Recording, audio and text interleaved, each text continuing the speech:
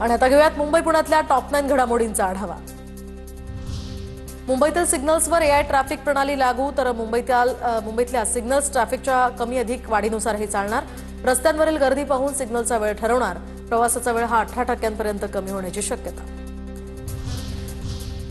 मुंबईमध्ये यावर्षीच्या पावसाळ्यात पाणी उपसण्यासाठी 547 पंप, येणाऱ्या पावसाळ्यामध्ये मुंबईत पाणी तुंबल्यास पाणी उपसण्यासाठी 547 पंप बसवण्यात येतील। पर्जन्य जलवाहिन्यांचं काम मुंबईमध्ये सर्वत्र सुरू असून सुद्धा पंपांची संख्या मात्र वाढत असल्याबद्दल आश्चर्य व्यक्त।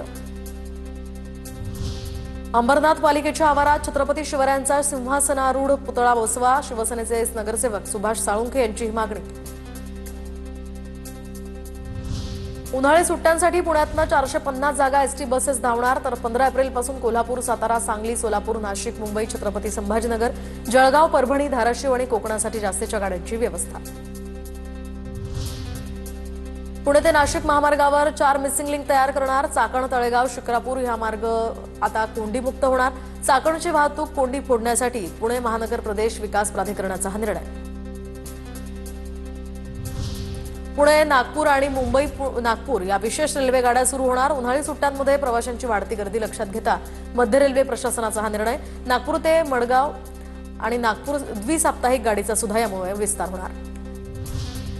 पुणे शहर पोलीस शिपाई भरती प्रक्रियेमध्ये लेखी परीक्षेचं नियोजन। पात्र उमेदवारांनी प्रवेशपत्र आणि रंगीत छायाचित्र घेऊन हजर राहण्याचे पुणे शहर पोलिसांचं आवाहन। 20,000 उमेदवारांची 6 परीक्षा केंद्रांवर परीक्षा घेतली जाणार। पुणेकरांना हिंजवडी शिवाजीनगर मेट्रोची प्रतीक्षा, तर मे 2026 पर्यंत 12 स्थानकांचा पहिला टप्पा पूर्ण करण्याचं लक्ष्य। मेट्रोमुळे शिवाजीनगर ते हिंजवडी हे अंतर अवघ्या काही मिनिटातच पार करणं शक्य होणार।